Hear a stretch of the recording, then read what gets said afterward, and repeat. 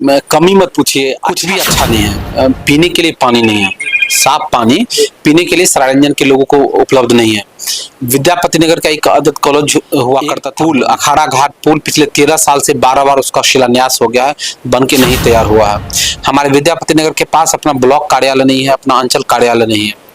विद्यापति नगर जो धाम है उसको पर्यटन स्थल के तौर पे अभी तक स्वीकृति नहीं मिली। चले जाइए, जो 4 नदियां मुख्य नदियां हैं, जमुआड़ी है, बलान है, नून है, वाया है, चारों नदियां सूख चुकी हैं।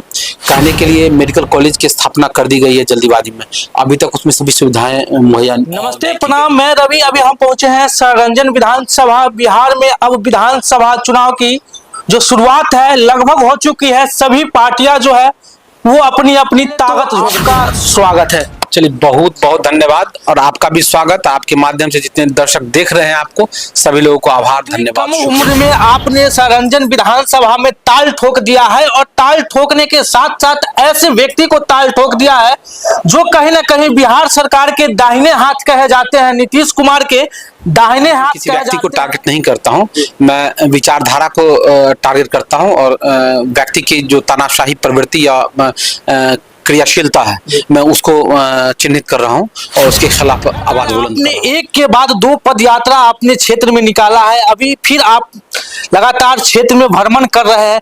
किन किन जो मुख्य कमी है क्षेत्र में, आज भी जो मंत्री है लगभग 15-20 साल से जो मंत्री है उनके क्षेत्र में क्या क्या मुख्य कमी जो है अभी भी उपलब्ध आपको नजर आ रहा है? कमी मत पूछिए, अच्छा क्या है जी, कुछ भी अच्छा नहीं है। पीने के लिए पानी नहीं है, साफ पानी पीने के लिए सरायरंजन के लोगों को उपलब्ध नहीं है। विद्यापति नगर का एक आदत कॉलेज हुआ करता था, बंद है। एक पुल अखाड़ा घाट पुल पिछले 13 साल से 12 बार उसका शिलान्यास हो गया है, बन के नहीं तैयार हुआ है। हमारे विद्यापति नगर के पास अपना ब्लॉक कार्यालय नहीं है, अपना अंचल कार्यालय नहीं है। विद्यापति नगर जो धाम है उसको पर्यटन स्थल के तौर पे अभी तक स्वीकृति नहीं मिली। चले जाइए, जो 4 नदियां मुख्य नदियां हैं, जमुआड़ी है, बलान है, नून है, वाया है, चारों नदियां सूख चुकी हैं। कहने के लिए मेडिकल कॉलेज की स्थापना कर दी गई है जल्दीबाजी में, अभी तक उसमें सभी सुविधाएं मुहैया नहीं की गई हैं। झखरा बीच गांव से एक्सप्रेसवे पास करा दिया गया बिना वहां किसी किसानों के सहमति के, और सिर्फ इसके लिए कि माननीय के एक अति प्रिय व्यक्ति का जमीन कबड़ा चौर में पड़ता था, सिर्फ उसको बचाने के लिए झखरा गांव से निकाल दिया गया है, जिसमें सरायरंजन का ऐतिहासिक कॉलेज भी उसमें पड़ रहा है। जो ब्लॉक चले जाइए, थाना चले जाइए, सभी जगह भ्रष्टाचार व्याप्त है और उस भ्रष्टाचार से कलेक्शन के लिए मंत्री जी का 2-4 दलाल हर गाँव में एक्टिव है। जो 2-4 दलाल है वही सारा कलेक्शन करके लोगों को पहुंचाता है। तो यहाँ अच्छा क्या है? कुमार चुनाव में गए हैं, विधानसभा चुनाव लड़ने के मूड में गए हैं, तो कुणाल कुमार अपना 5 ऐसा काम बताए जनता के बीच जो उन्होंने किया है। अभी 5 काम ही क्या, मैंने नीतिगत अगर बात करूं, मैं 2013 से मैं एक्टिव हूं, तो नीतिगत बात में कुछ जो प्रधान सचिव और राज्यपाल के स्तर पे हमने कराया है पूरे बिहार के संदर्भ में। जैसे पहले क्या होता था कि बाढ़ में या बारिश में या ओलावृष्टि में जो फसल क्षति होता था तो सब्जी के फसल क्षति पर मुआवजा नहीं मिलता था।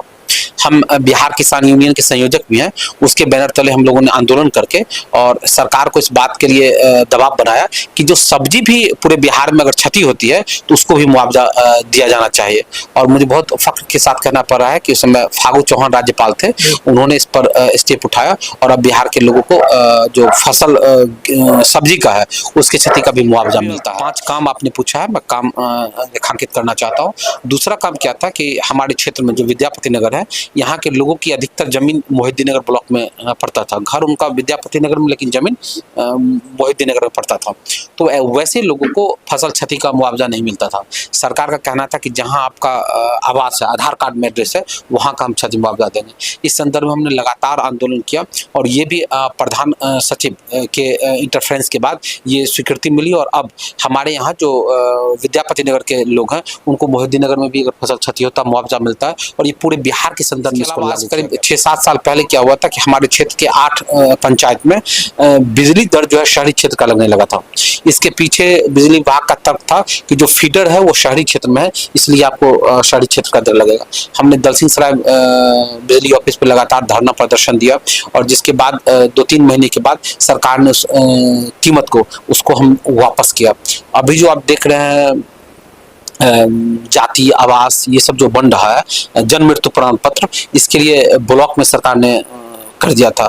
हमने मुखिया संघ को ले जाकर दबाव बनाया सरकार पर, और वो अब फिर ग्राम पंचायत में जो शुरू हुआ। अब ऐसा काम कहिएगा तो मैं सैकड़ों गिना सकता हूँ कि बाढ़ आया तो वहाँ मैंने बाढ़ में मदद किया लोगों को, कहीं आग लग गया वहाँ हमने लोगों को मदद किया, हमने ये किया सामाजिक काम, वो तो सैकड़ों काम है। लेकिन मैं नीतिगत चीजें कहता हूँ जो किसी विधायक को करना चाहिए, किसी एमपी को करना चाहिए, जो विधानसभा और लोकसभा में बहस के दौरान किया जाता है, उन कामों को हमने करवाया है, वो मैंने आपको चिन्हित कुणाल किया है। कुमार 2025 चुनाव विधानसभा सारंजन विधानसभा से लड़ने जा रहे हैं, जो कि बिहार की सबसे हॉट सीट मानी जाती है। और कुणाल कुमार का सबसे मुख्य विजन जो रहेगा, जब चुनाव लड़ेंगे तो आपका 5 वो कौन सा काम रहेगा जो अपने विधानसभा को लेकर आप आगे जनता के बीच रखेंगे? देखिए, सबसे बड़ी बात है कि ये मिथक है कि ये हॉट सीट है। देखिए, मैं शिक्षित व्यक्ति हूँ, पढ़ा लिखा व्यक्ति हूँ। अगर मुझे लगता कि ये सीट बहुत मतलब उस तरीके का है, हॉट है, तो मैं क्यों चुनाव यहाँ से लड़ता? मेरे लिए बहुत सहज और आसान था कि किसी दूसरे जगह से मैं जाकर चुनाव लड़ता। लेकिन सरायरंजन की जो स्थिति और परिस्थिति है, उसने मुझे बाध्य किया है कि यहाँ से लड़ने के लिए। और कोई हॉट सीट नहीं है, बहुत ही आसान सीट है।